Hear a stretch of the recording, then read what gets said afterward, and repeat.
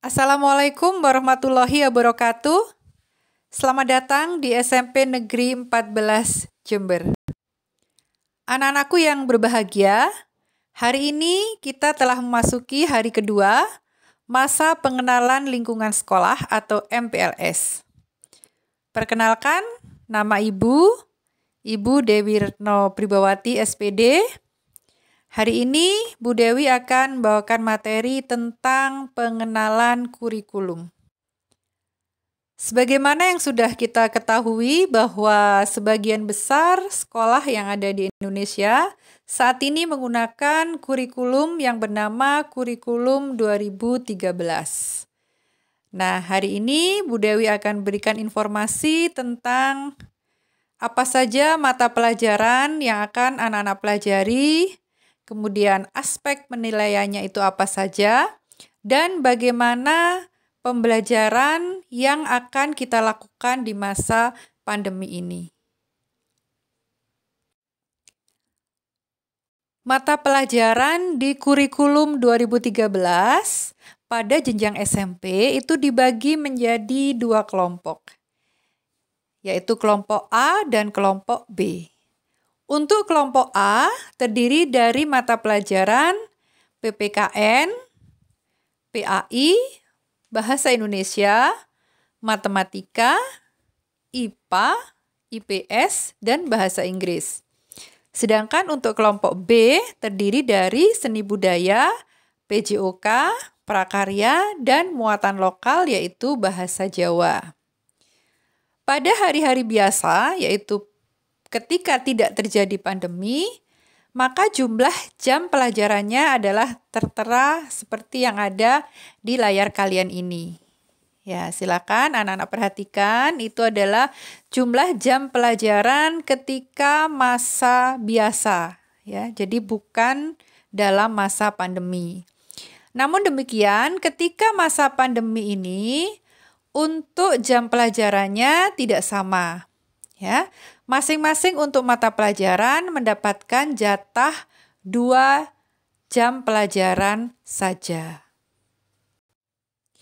Berikutnya, Bu Dewi akan memberikan informasi tentang bagaimana penilaian yang ada di dalam kurikulum 2013. Jadi untuk penilaian yang ada di kurikulum 2013 itu terdiri dari 3 aspek. Ya, yang pertama adalah penilaian pengetahuan. Apa itu penilaian pengetahuan? Penilaian pengetahuan itu adalah penilaian untuk mengukur kemampuan dari siswa yang berupa pengetahuan faktual, konseptual, prosedural, serta kecakapan berpikir. Kemudian yang kedua adalah penilaian keterampilan, yaitu penilaian yang dilakukan untuk mengukur kemampuan peserta didik dalam menerapkan pengetahuannya untuk melakukan tugas tertentu sesuai dengan indikator pencapaian kompetensi. Dan yang ketiga adalah penilaian sikap yang berupa penilaian sikap spiritual dan sikap sosial. Penilaian ini bertujuan untuk mengetahui sikap peserta didik di dalam pembelajaran maupun di luar pembelajaran. Sikap spiritual ini berkaitan dengan rasa syukur kepada Tuhan, kemudian beribadah kepada Tuhan. Sedangkan sikap sosial ini berkaitan dengan misalnya sikap disiplin, tanggung jawab, kerjasama, peduli, dan lain sebagainya. Oh iya, anak-anak juga perlu mengetahui tentang KKM.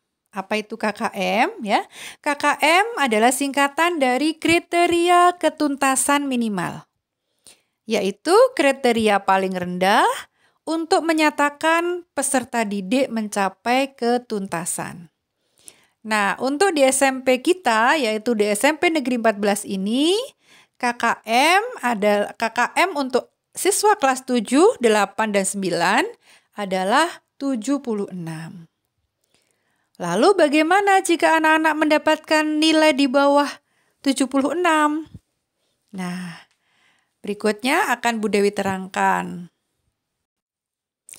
Jika anak-anak mendapatkan nilai di bawah nilai KKM, yaitu 76, maka anak-anak akan mendapatkan remedial. Apa itu remedial? Yaitu suatu kegiatan yang bertujuan untuk mencapai kompetensi atas tujuan pembelajaran yang telah ditetapkan berdasarkan kurikulum. Lalu, bagaimana bentuk remedial itu? Ya, bentuk remedial itu bisa berupa tugas, bisa berupa pembelajaran ulang untuk materi yang belum tuntas, bisa juga berupa bimbingan perseorangan, atau bisa juga berupa tutor sebaya. Lalu penilaian yang akan dilakukan nanti berupa apa saja anak-anak? Ya, hampir sama seperti ketika anak-anak masih di sekolah dasar ya. Jadi penilaiannya adalah berupa tugas, berupa ulangan harian, penilaian tengah semester, dan juga penilaian akhir semester. Anak-anakku yang berbahagia, di masa pandemi ini, pembelajaran yang kita lakukan tidak sebagaimana ketika masih belum masa pandemi COVID. Ya, kalau dulu kita selalu bertemu di sekolah ya, belajar bersama-sama selama 6 hari ya.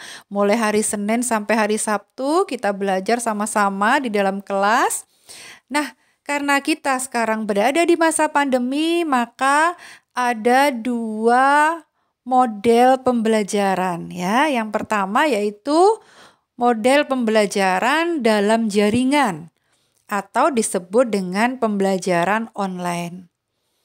Lalu ketika kita pembelajaran online, kita bisa memakai platform apa saja? Ya, kita bisa memakai WhatsApp, kemudian Zoom, Google Classroom, Google Meet, dan juga Google Form. Pada dasarnya nanti basisnya ya yang akan kita pakai ya, dasarnya kita memakai WhatsApp dulu. Baru nanti setelah dari WhatsApp itu mungkin ada guru yang akan memakai Zoom atau bisa memakai Google Meet atau yang lainnya. Oh ya, anak-anak jangan lupa juga kunjungi website SMP Negeri 14 ya. Jangan lupa itu di situ sudah ada alamatnya anak-anak yang tertera yang berwarna merah ya. Silakan kunjungi website SMP Negeri 14 ya. Alamatnya di http://uptd-14jember.set.id ya. Itu tulisannya. Silakan kunjungi website SMP Negeri 14. Di sana kalian juga bisa menemukan berbagai informasi yang berkaitan dengan SMP kita.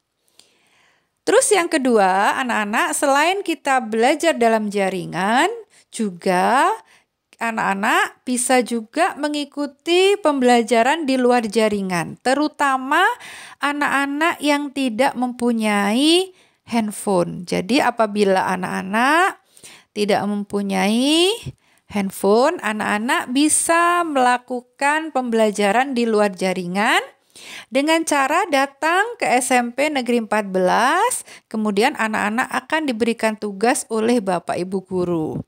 Namun tetap syaratnya harus dengan menggunakan protokol kesehatan secara ketat. Demikian anak-anakku sekalian, terima kasih atas perhatiannya. Mudah-mudahan apa yang Ibu sampaikan ini bisa anak-anak mengerti. Dan jangan lupa selalu semangat belajar. Tidak lupa juga selalu menjaga kesehatan, patuhi protokol kesehatan apabila anak-anak sedang berada di luar rumah ya, pakai masker, cuci tangan pakai sabun di air yang mengalir, dan kalau bisa jika anak-anak tidak ada kepentingan keluar rumah, tidak perlu keluar rumah.